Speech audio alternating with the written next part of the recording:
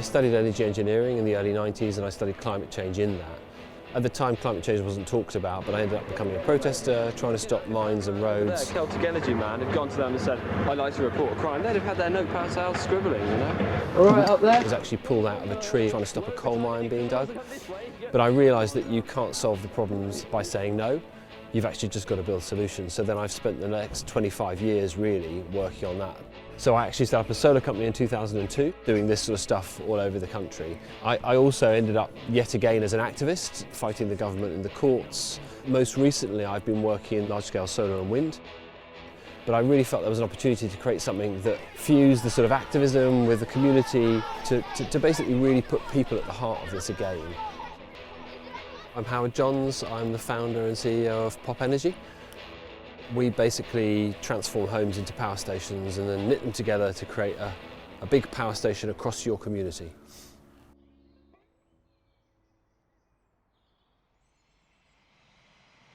There's a whole bunch of problems. We know that energy bills have massively spiked in the last few years.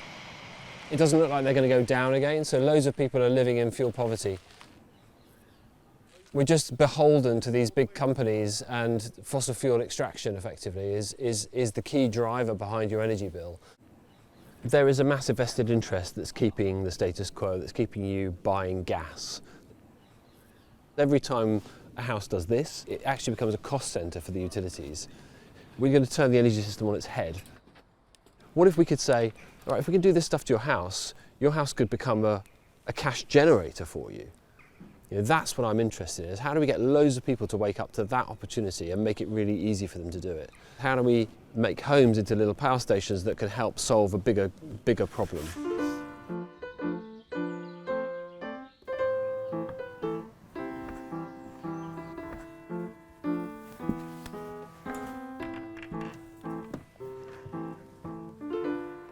I'm Sarah.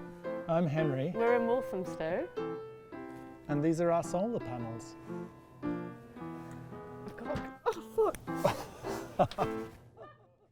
When we moved onto the street, we knew there had been a first wave of solar panels going up on houses as part of the power station project, and we knew that we wanted to kind of be part of that. We recently got solar panels and a battery, an inverter, in the sort of second phase of solar installations on this street. And I think the great catalyst was seeing Howard from Pop talking at the community event and thinking, oh, this seems like a nice way forward to do it with neighbours at the same time. It was surely encouraging to get started, to get involved in it. Yes, I doubt if we would have done it if we were just on our own. It would seem too much a huge mountain of a project to get your head around. It takes a bunch of research, so if you get a whole street together, then all those people don't need to do the research. Probably only a couple of them need to do the research to work out whether it's a good thing to do or not. Doing it at the same time as neighbours was really great for both confidence of like this is the right way to do it, but also just for information sharing, and that was great. And it felt fun as well to be part of, you know, the scaffolding going up on the different houses and checking in, oh, where did you install your battery? Like, it was a nice community building thing. Yeah. In the community. We were generating excess solar that was going into the grid, and the battery was full, and we were powering our computers or whatever we were using. So we get paid quite a lot exporting it to the grid. In the evening, you're using the electricity from the battery without needing to draw from the grid. I think our bills will be zero, plus we'll have made money, and it just kind of feels exciting, like, yeah, we've got all this energy.